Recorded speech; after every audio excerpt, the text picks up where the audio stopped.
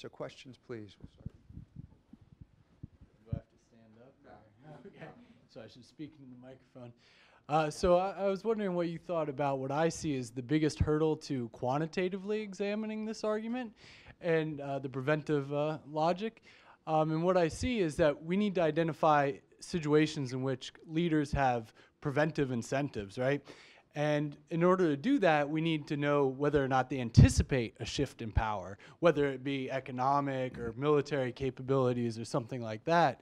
But not just observe the shift in power, we have to measure whether or not they actually anticipate this shift in power. And maybe I think that's a bigger hurdle than it really is. I'd like to hear what you have to think about that.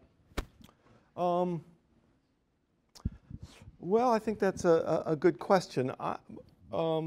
As I said, I tend to take a more perceptual view and look at perceptions of power, and those are difficult to study quantitatively if you're going to do this, over lots of cases. I could certainly imagine a sort of quantitative content analysis in a particular case, say in 1914, of speeches or documents by political leaders and trying to quantify that. Actually, that might be very useful.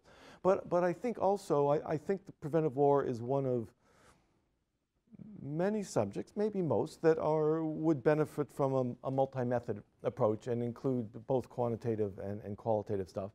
And some of the variables are, like Lemke's analysis. I think if you know about the leader's sort of anticipations, perceptions, and all that, that adds a lot. But it also, it detracts from parsimony. It complicates the analysis. So if you could just measure sort of existing trends in power, maybe whether they're accelerating or not, but break it down by these different components. I'd probably want to incorporate alliances in there as well, something something about. I think that's perfect. I think it would be very useful. And in some ways, as a matter of sort of overall strategy, I think there ought to be more quantitative studies of these power shifts to get a sense of how much variance can we explain by pretty simple quantitative indicators. And there hasn't been much at all. Lemke's studies is one of the few. It also raises the question. With power transition theorists, there's even sort of pretty basic, almost descriptive question, because the power transition theorists are sort of all over the map and when they talk about power transitions, whether the war, who initiates the war? That's one interesting question, and when? Is it before the power transition or afterwards? And there's sort of, I can't even remember where the latest state of the literature is, but the power transition theorists, they minimize the impact of this preventive logic in these decisions. I don't know kind of what logic they use, but I think that research program is very interesting, but there's very little about the bargaining at the point of the transition. Of course, there's not much in the preventive war literature either, and there needs to be more of that. But yeah, I think there are avenues, there's some things you can do pretty well quantitatively on this. And there's also things you can do formally. I mean, Powell has done some models, but boy, those models get very complicated, and for my taste, they're just a little too stylized, a little too simplistic, and leave too much out. On the models of bargaining under shifting power, and a lot of the assumptions that have to go into those models are sort of come from outside the model. But anyway, that's going into a different area. Sorry.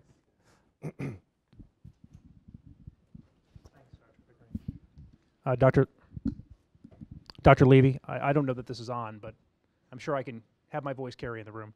I may have a slight misunderstanding, so I just wanted to ask you a quick question. Under preventive war strategy, I understand the adversary is rising. I understand that we would like to, or someone would like to, degrade the adversary's capabilities. Yep. That's clear. But what I wrote a box around was the point of we are declining, or that the actor who is going to prevent is declining. I don't see Israel as declining today, nor did I see Israel as declining in 1981. Is that a relative decline or a comparative decline? And I understand that because there's so many other facets and factors in terms of alliances and other relationships in the power. Yeah. But it's not an absolute decline. Oh, no. Thank you. We're definitely talking about relative decline, and again, not necessarily a complete power transition. It may be crossing a certain threshold of military power, like the nuclear threshold. But there are conventional examples of thresholds crossed. Russo-Japanese War 1904, Japan's concerned about the completion of the Trans-Siberian Railroad. That was a major factor. And by the way, that raises another interesting issue. Whether you talk about crossing a nuclear threshold or some other threshold, or in 1914, Germany's concerned about the completion of the railroad network in Poland. Those things, and this speaks to Jesse's point, those things are not easily captured by our standard quantitative measures of power. We're talking about sort of step-level power shifts. And that's another factor in sort of another aspect of this preventive war stuff that could use a lot more theorizing and some empirical work. Are the dynamics different where you have a sort of step-level increase in power, or the 55 arms sales to the Egyptians, threatening the Israelis? Are there different dynamics involved there as opposed to a gradual power shift between states? No one has explored these step-level things. I was trying to get one graduate student a few years ago to do a dissertation on this, but he went in another direction.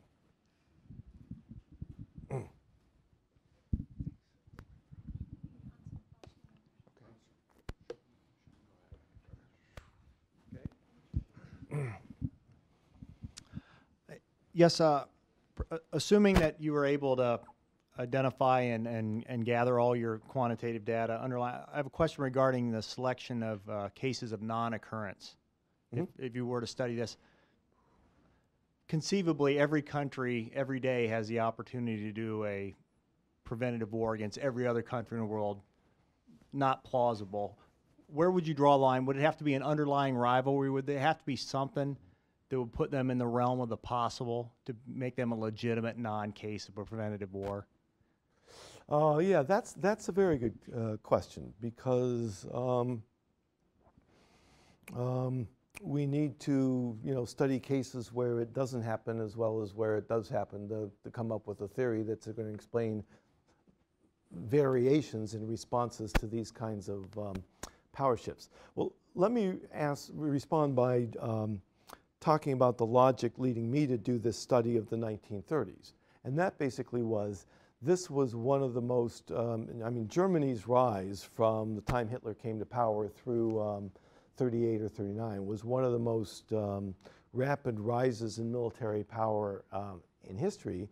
And though we don't have a really good theory of preventive war, almost all the hypotheses out there would say that these are the conditions under which sort of a preventive response is most likely, and it didn't happen. So that would be a kind of situation where I would look at the non-case.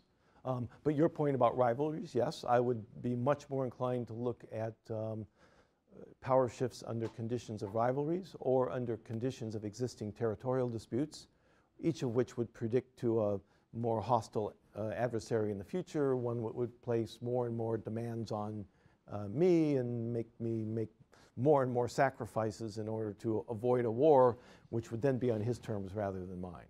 But that's a good question. There's some stuff in the qualitative methods literature about selecting negative cases. Some of it gets very complicated. I think Gertz and Mahoney, I believe, had a piece in the APSR 2 or 3 years ago on this. So yeah, I think that's a good good question.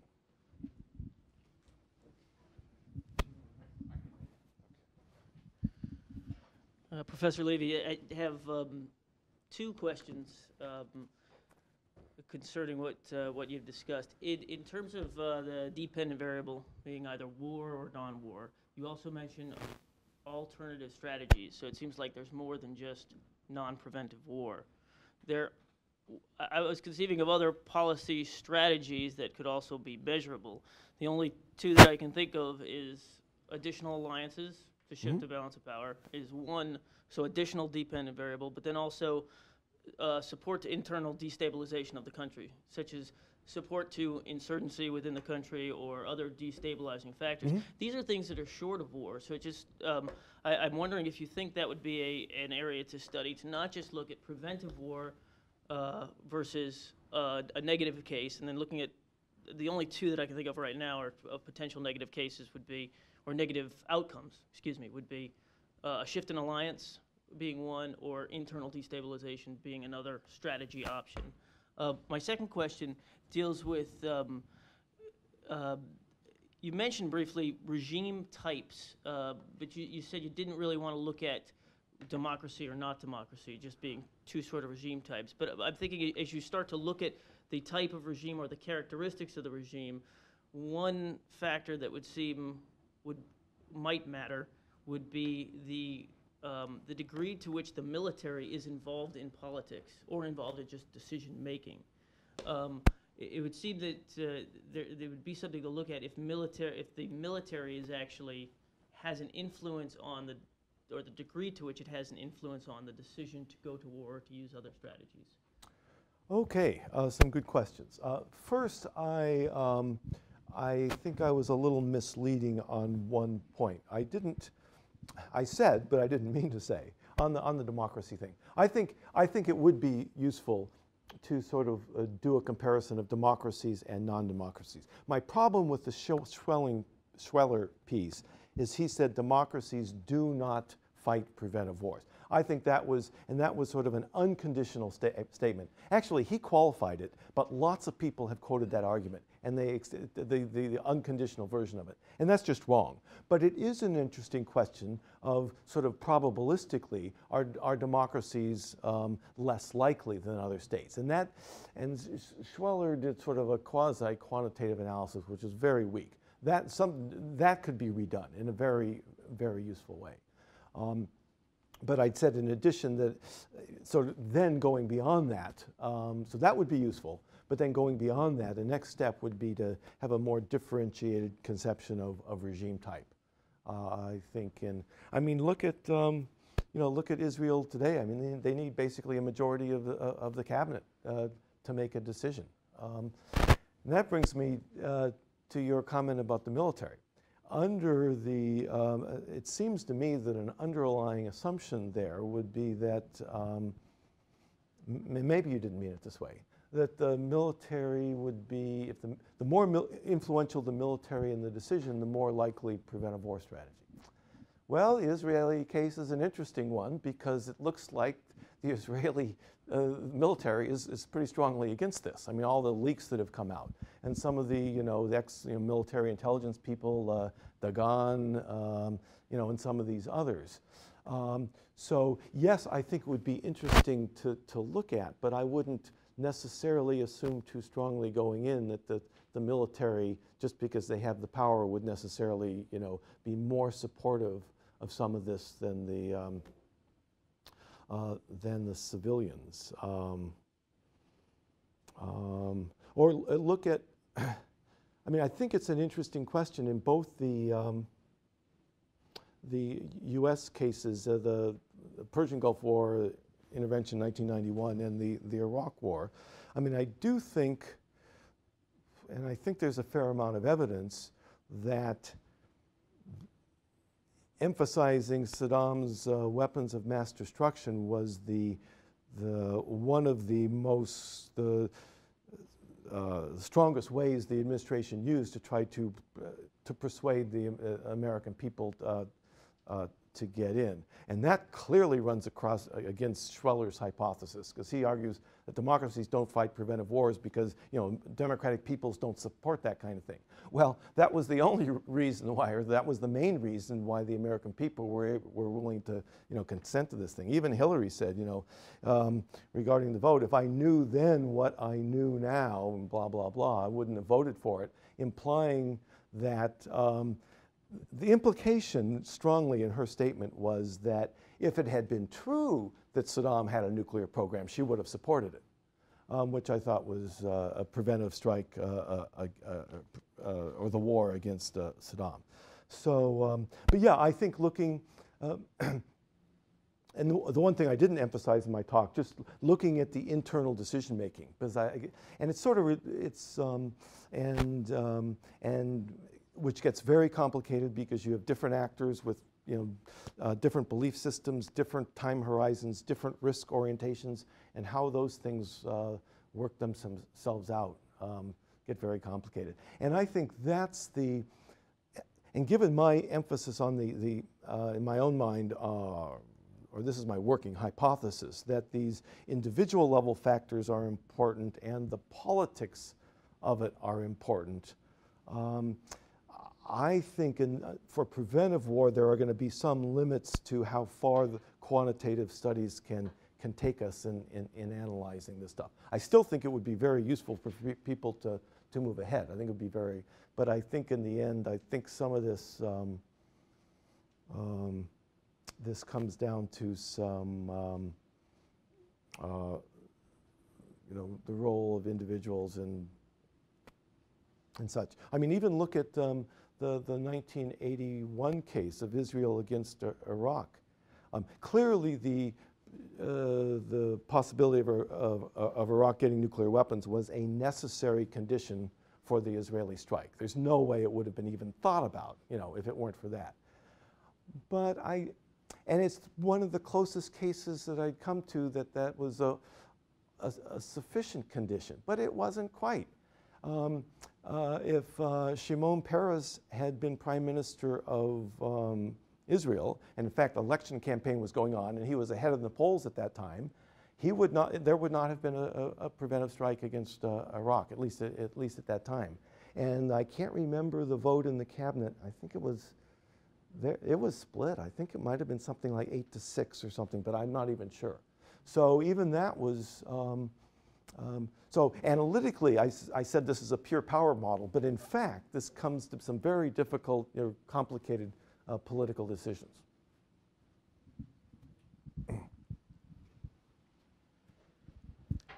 Hi.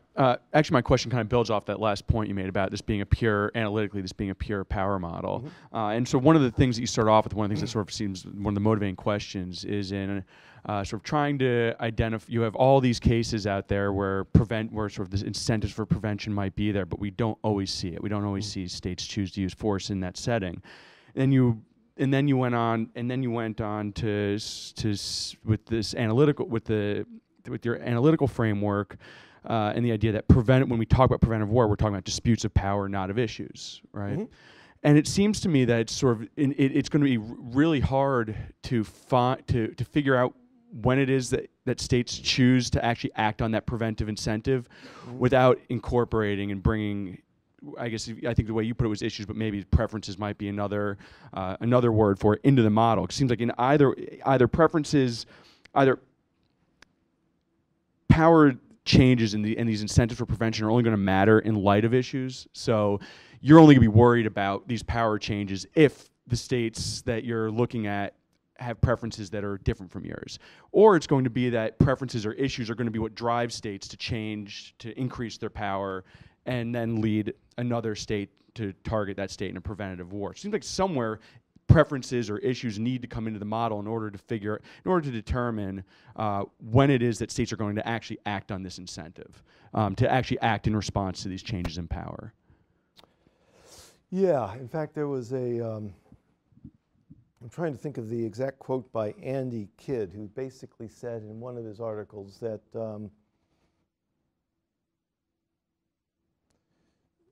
I can't forget the quote, but basically it was, I've quoted it in one of my pieces, but basically the states never launch preventive wars for power reasons alone, or something like that.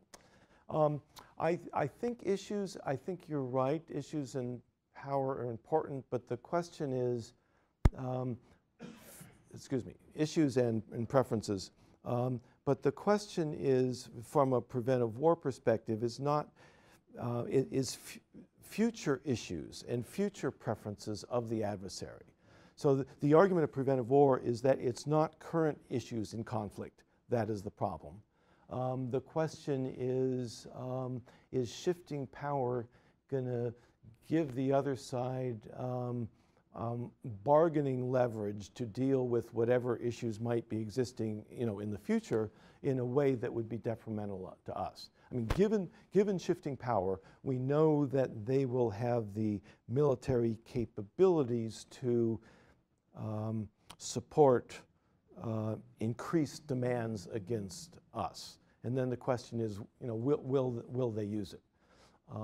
Now, an offensive realist like Mearsheimer would say, of course they'll use it. It's automatic. So he would probably stick closer to the pure power model. The one interesting thing about Mearsheimer, I don't know how many people have read his book on the tragedy of great power politics, and what key theme there is states always act to, you want regional hegemony and to prevent the rise of peer competitors. And it seems to me like one possible strategy that states might use to prevent the rise of peer competitors is a preventive war strategy. I don't think anywhere in that book he mentions preventive war.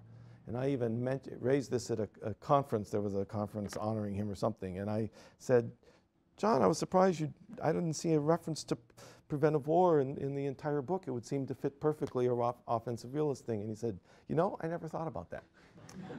Which I thought was interesting. But the more important question is, would such a strategy be logically consistent with the argument, that he's making? And I think he concedes that. So I think you raise a very good point.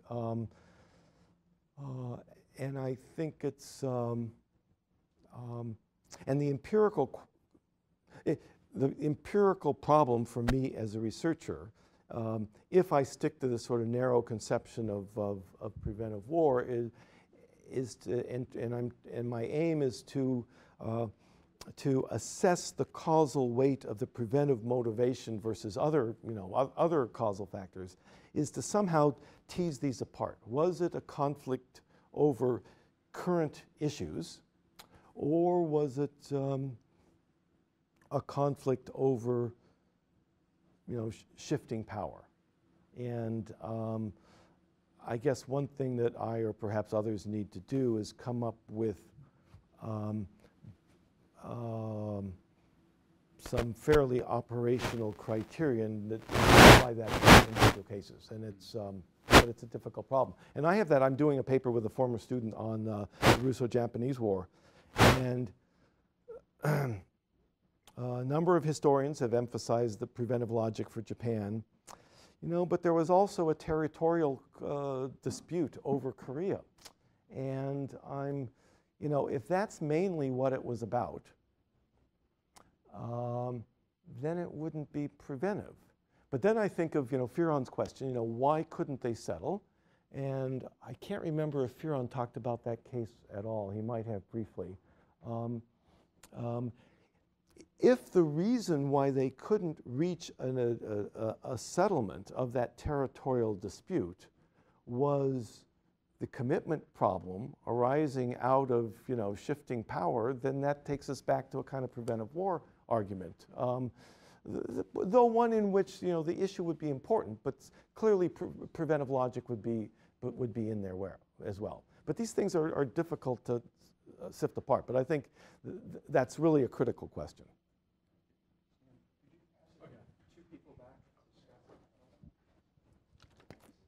Hey, thanks for taking questions today. Primarily talking state on state, obviously, within the definition of preventive war. But do you see any application whatsoever on this preventive war strategy when it comes to rising international non-state actors?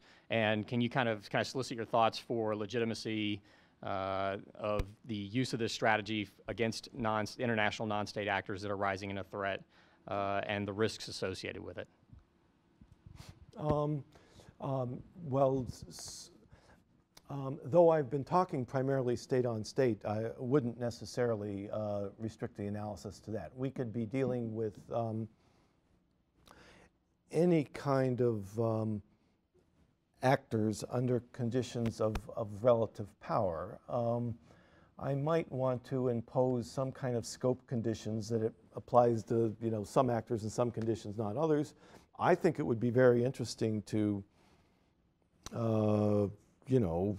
take this back 4,000 years to chiefdoms and other political units and see if similar kinds of things applied. I don't know if they would or not. And as you know, some people in the Civil War literature talk about commitment problems, and often those commitment problems are associated with shifting power of the same kinds of things I'm talking about here. So it could be relevant in that kind of context as well. In terms of non-state actors, I mean, clearly if a state like the United States had evidence that a non-state actor was about to acquire nuclear capability, or perhaps even chemical biological capabilities, this raises another question, because I would say, and if it was not obvious that they were going to use it right away, this probably falls more into the category of a preventive strike than a preemptive strike. But it seems like the distinction that starts to blur a little bit in that case. But preemption and prevention a little bit.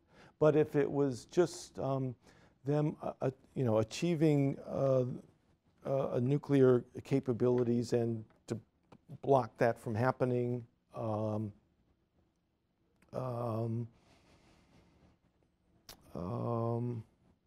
I think that would fit under the category. And maybe the question of legitimacy, and here I'm talking in sort of empirical causal terms, would a legitimacy be an important causal variable, as opposed to in normative terms whether it is actually morally acceptable.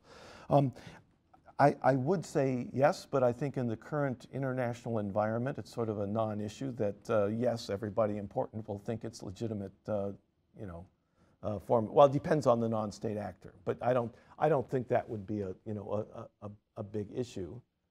I mean, it's significant that I don't know what's going on in the Obama administration, but they did say that. Well, if chemical biological weapons were being transferred to Hezbollah, and in fact the former Syrian general said that they had been discussing that. That was an issue, a current discussion.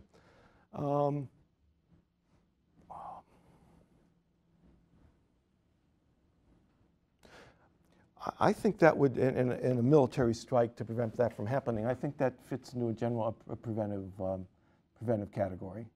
The Obama administration has really not talked about that much. They've talked about that might be a grounds for intervention in the civil war if it was used against Syrian civilians. And almost certainly the Israelis would, any ship transferring chemical weapons to Hezbollah would be attacked. I would assume. So. Hi, okay, so I was really interested in the way you talked about we need to focus on preventing war as a strategy. Oh, is it turned off? All right, great. it's not an outcome. It's not a type of war. It's a strategy, it's a national strategy. I think it's better, it's more useful analytically. Right, to and think so of it as a really strategy. we're at a state level theory here, and Yeah. that's pretty good, but that kind of moves us away from sort of the trend in the literature to become dyadic and bargaining models, right? And you alluded to that. We need to bring back in what is the other side thinking when they're facing a state with a preventive war strategy. Well, let me clarify, because maybe I think preventive war strategy is a national level strategy. And then the question is when the state adopts that strategy, and I would put that causal question in a sort of bargaining context. Right. So that's one way Yeah. we could go. Yes. You know, I don't think of myself as a constructivist in any sense, but the other thing that struck me as interesting is this idea of sort of legitimacy of using that strategy. And I noticed sort of a lot of the examples that you bring up. I mean, do the two Gulf Wars really fit a preventive war? There's not really an adversary shift in power. I'm sorry, which? Do the two Gulf Wars fit a preventive war context? I mean, they're not really, there's not a shift in power and dramatically. So I wonder to what extent the norm of legitimacy of preventive war, I mean, a lot of your really good examples here are 1904, 1914, maybe a little bit in World War II. But is there something to be learned by looking at this as a systemic level of norms about legitimacy of using this as a strategy? It's just a different way to maybe go about it, you know. Now note on the legitimacy thing, we could be talking about both, I mean, there's two separate things here. One is a kind of domestic legitimacy, and the other is international legitimacy. And I guess we could also talk, and this in terms of the leader's own beliefs about whether this is the right thing to do. So sort of even individual level legitimacy in terms of his or her, you know, ethical, you know, belief system, and you know, is this important? Like Robert Kennedy saying in the, you know, the missile crisis, you know, my brother's not going to be another Tojo, in terms of arguing against the airstrike option. So that was certainly a sense of, you know, legitimacy, right and wrong, having a causal impact at least on his, you know, policy preferences. How, you know. Well, in the Israeli general, the former head of military intelligence that you talked about, sort of coming out publicly saying, you know, this would be very illegitimate in the eyes of the world, and that's one example. But that's what I'm saying. I wonder if that's an avenue for pursuing further. To what extent among military thinkers, among political thinkers, is the idea of preventive strategy being, you know, and maybe even more so since 2003. This is a bad idea. I mean, it wasn't like it was unanimous around the world in 2003. You know, there were prominent states that opposed it. So. Yeah, 2003 is, which in some ways there's some similarities with 1991, is interesting because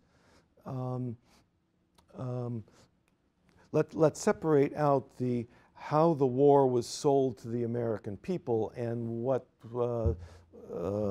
were the causal factors shaping the decisions for the war.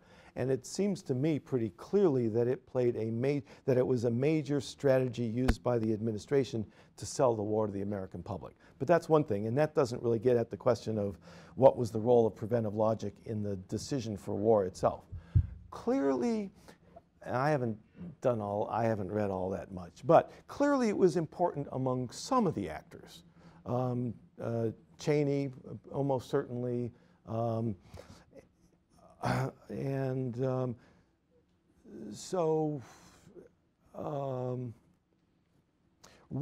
but how pervasive that was and how that to integrate, I mean, so you have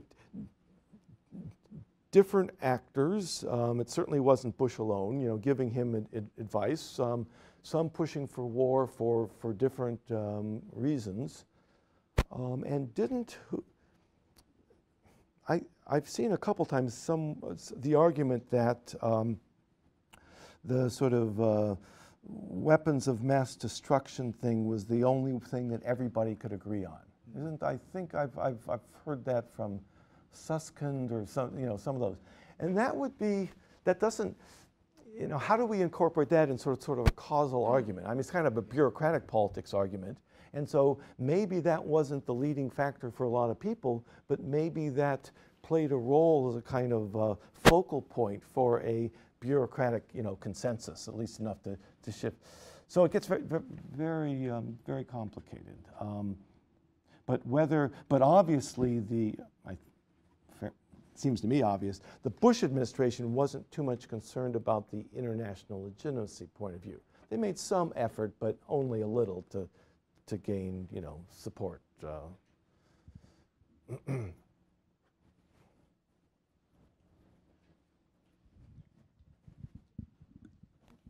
actually, somewhat similarly to what Andrew was asking about the target and the role of the target, so you touched on that a little earlier. Mhm. So what I was wondering, so I'm thinking, if I'm the target and I see that there's going to be a preventive attack against me, I guess I would think of doing a preventive attack, or I guess what I'm saying. So you want to preempt the preemptive in a way, preempt right? the preventer. So yeah. I guess what I'm saying is, are the targets kind of stuck at this point where if you get more powerful, you will have a preventive attack? I mean, or what could the target states do to prevent the preventive attack against them, I guess? Like, how could they get out of this cycle? So preemption would be a possible strategy. In fact, one of the Iranian generals came out the other day and saying that Iran said that under certain circumstances it might launch a preemptive attack against Israel if it thought that Israel was about to launch a preventive strike. So that's one strategy. But I want to get back to the point that to me it's a very interesting empirical question as to whether potential targets are even aware of this possibility. I mean, Russia was so contemptuous of the Japanese in 1904 that I'd be very surprised if they thought, gee, Japan might have some incentives to strike us now. I don't think they recognize that. Whether Russia did in 1914, I'm not sure. Now, in the nuclear era, after the Israeli attack on Iraq in 1981, reinforced by the attack 5 years ago against the Syrian facility, I think anybody building up now will be very conscious of this and have a strategy for dealing with it. And certainly, Iran does.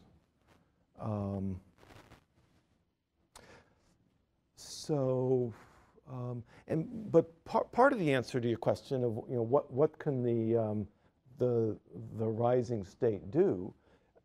I mean, this is the kind of thing that Firon was trying to deal with in his rationalist theories of war thing. Basically, he says there ain't much the rising power can do because it can't make credible commitments not to exploit its stronger in the future, exploit its power when it's stronger. I mean, one thing that the rising power could do in principle is to one thing that's been proposed in the Iranian case, which Iran's rejecting, is to leave them enough uranium for domestic purposes, for energy purposes, for medical isotopes, whatever they want, but ship all the more highly enriched uranium out of the country. That would, if that were done and if it were somehow verifiable, that would presumably solve the problem, certainly for the United States and maybe for Israel as well, as long as it was 100% verifiable. So the more general class of responses is to take actions that would limit their rise in power. And it's hard to imagine too many rising states that are willing to do that.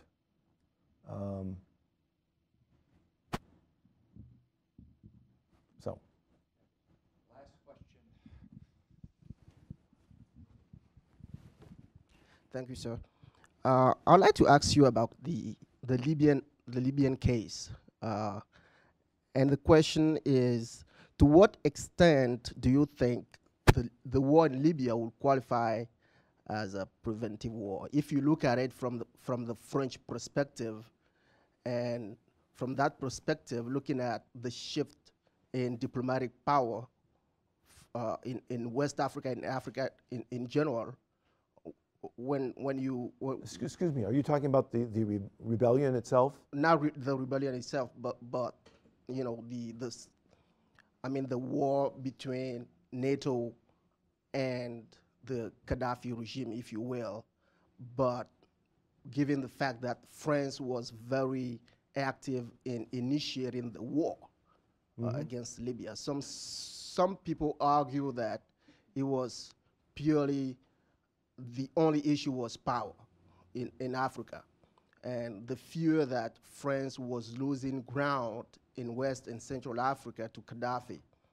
So if you look at it from that perspective, would you support those who argue that it is, it could qualify as a preventive war? Well, I do not, let me concede, I do not know as much about the Libyan case as I should or as I'd like to. I think given my definition of preventive war strategy as a military response to a military security threat, this would not qualify. Which is not to say that your argument's wrong. I just wouldn't put it in the category of a preventive war strategy. But some others who define the preventive war concept more broadly to prevent a deterioration in their general security position or something, I could see some of them, including that. But that's why I don't want to go there. I want to keep the concept narrow and focus on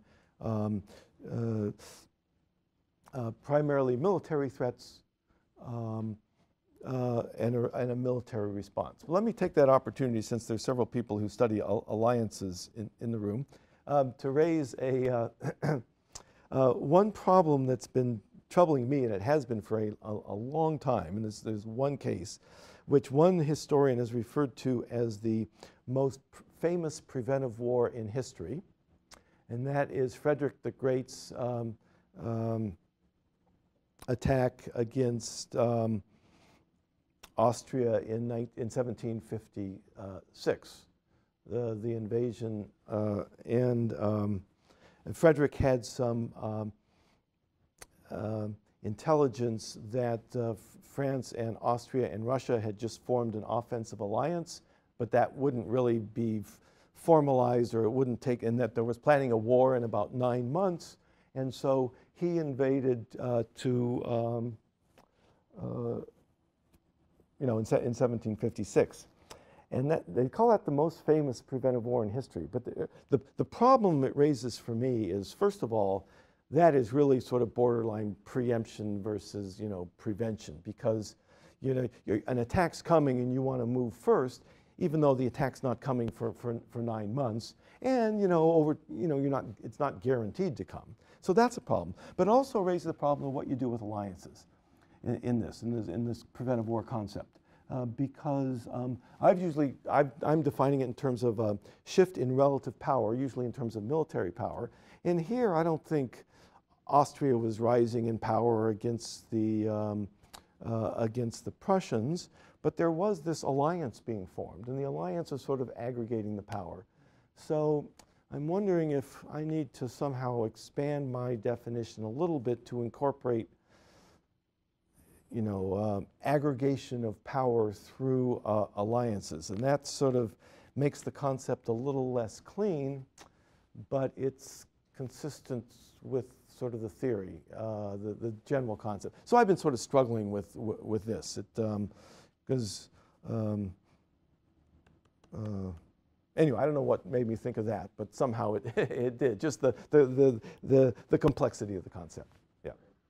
Would our alliance theorists like to talk about that at all? Okay, we can talk about it later. Okay. Well, thank you very much, Dr. Levy. We appreciate it. Thank you, and thanks for some excellent questions. And I'll be thinking about some of these further as I continue to modify the stuff. I'm sure you'd be willing to meet some folks. Yes, as they come. very happy Great. to. Thank you.